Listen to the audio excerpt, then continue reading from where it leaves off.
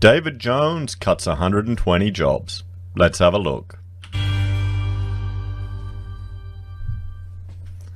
Good evening, everyone. Florian Heiser here, and welcome to another episode of Heiser Says. I thought for tonight's episode, we'd look at this article from the Sydney Morning Herald about David Jones firing 120 people. Because we're not in a recession. We're not in a recession. I only was talking about Big W shutting 30 stores yesterday, and now David Jones, another retail brand, is cutting 120 jobs in face of retail recession. So it's good that they're saying the R word. It's good that people are starting to admit it, that the retail sector is in a recession. So, high-end department store David Jones is cutting 120 jobs across its head office and some of its stores to slash costs as its sales are battered in the retail recession. When's the last time you've gone into a David Jones? Let me know in the comments. 30 of the redundancies will come from the retailer's Melbourne head office, and the remaining 90 will be roles in various regional David Jones stores, the Sydney Morning Herald and The Age has confirmed. Now, before I go on any further, don't worry, my stein of coffee is here. I've just finished a big project, so my night shift tonight will be playing computer games, but it's still going to be a night shift. At least 28 staff at the David Jones Wollongong store in regional New South Wales have reportedly been made redundant. A David Jones spokesman said the redundancies reflect the company's strong focus on cost at a challenging time for retailers. Strong focus on cost. So, 120 people for a chain this big across the country, it is a significant number of people. The redundancies were occurring at a number of stores where the company planned to reduce its retail space and affected only a small percentage of their 14,000-strong workforce, the spokesman said, with the company seeking to redeploy workers where possible. So notice how they're reducing their retail space. They're reducing their retail space. What does that tell you, guys? What's that tell you about the retail sector? Yeah, the last time I walked into David Jones was when we were designing a fit-out for someone going into David Jones. Well, maybe that just shows you how often I go shopping to buy presents there. New South Wales Secretary for Retail Workers Union, SDA, Bernie Smith, said the job losses came as a shock to David Jones employees and would hit regional towns particularly hard. Yeah, he's got a point. The good old SDA. I was actually a member of the SDA back when we had closed shops, when you were forced to join the union to become a member. I think I went to a meeting where you had to train up to be a union rep in there, and I didn't go too well in that meeting. I kind of said, well, if they said, if someone just takes some food and forgets to pay for it, or anyway, yeah, I wasn't suited to the role, shockingly. I know you'll be shocked. Job losses like these don't just impact the worker themselves, they impact their family and the wider local community too, he said. The union is working with affected employees to secure additional redundancy payments. Okay, Okay. At least they're standing up for trying to support their members. David Jones's announcement comes less than a day after retail giant Woolworths revealed the first of its Big W store closures, as part of its plan to close 30 stores over the next 3 years.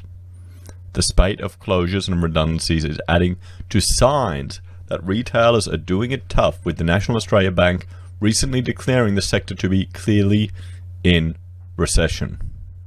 So, if a large portion of our economy is clearly in recession, this is the consumer part of the economy.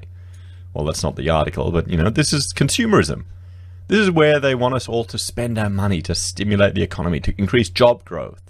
This is part of the reason why they're hoping that the interest rate cuts, you have that extra $60 a month in your pocket. Oh, I'll go piss that away on something at David Jones or Kmart or Big W to help the economy grow. I think people are too worried to fall for it, to be honest. I really do. I think they're too worried to fall for it. People are not going to fall for it because consumer confidence is low. We'll have a look here. You can see where consumer and business confidence is heading. Now, it's we had a little beep up, a shot up from the election, and now it's heading back down. We're pessimistic. green is business confidence, and the orange is consumer confidence. And where's our GDP growth? Where's the growth? It's trending down. It's trending down. Inflation isn't doing very well either. Unemployment is trending down. So a lot of people you talk to, they are not, well, they're pessimistic. It's quite clear they're pessimistic. So you can see. So I'm not surprised that these large retail organizations that are dinosaurs in many ways, are having to cut back. In the bank's monthly business survey for May, NAB chief economist Alan Austin noted that the recent deterioration has seen conditions in the industry fall to levels not seen since the GFC. He said this suggests that the consumer remains highly cautious with anything but spending on essentials because of ongoing slow income growth, high debt levels, and possibly some concern over falling house prices. Well, yes, falling house prices. Don't worry, they've cut the interest rate. It'll jump right back up. I'm sure of it. It'll definitely jump up. Another thing to consider, and I plan to do a video on this, is just the amount of our economy that's dependent on China, and the fact that the Chinese growth, particularly our export economy, Chinese growth has just trended down, and it's hit like 6%, which sounds great for Australia, but it's the lowest it's been in 27 years, since we had the last recession. And just look how many of our exports are going to China, and how many of our imports are coming from China. 24% are coming from China, They're our biggest export country and our biggest import source. 35% are heading there. So just keep that in mind, guys. Keep that in mind. David Jones was acquired by South African group Woolworths Holding Limited in 2014 for $2.1 billion. Since then, its new parent has been on a mission to reinvent the company. 5 years on, the mission is still a work in progress, with Woolworths Holding chairman Simon Sussman saying in the company's 2018 annual report that the revitalization of David Jones was its biggest challenge. Former David Jones CEO David Thomas resigned in February for unspecified personal reasons after just 18 months running the 181-year-old department store chain. The retailer's sales in the year to June showed a slowed 0.8% from previous years, making the third consecutive year of decline for the company. I mean, I think it's a dead duck. Management is now hoping to revive growth by boosting its online presence. Wow, that's 20 years too late. 20 years too late. Then you won't need these footprints. Maybe they should get Amazon affiliate links. What do you reckon? Online sales jumped 47% from the year prior, with plans in place to drive their contribution to overall sales to at least 10% by 2020 from 7.7% currently. So I'd imagine this isn't going to have the same staffing requirements, is it?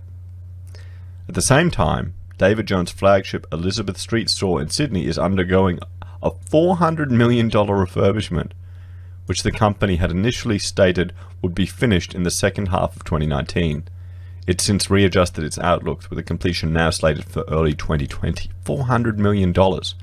That is a lot of money to spend in a sector in recession, in a sector in decline, in a dinosaur of an industry. So, what do you think, guys? Do you think 120 jobs cut from a major retailer is a sign of bad times? I think it is. I'm concerned. We'll see where it goes. Let me know in the comments what you think. Like, share, and subscribe. And I'll see you all again tomorrow. Bye for now.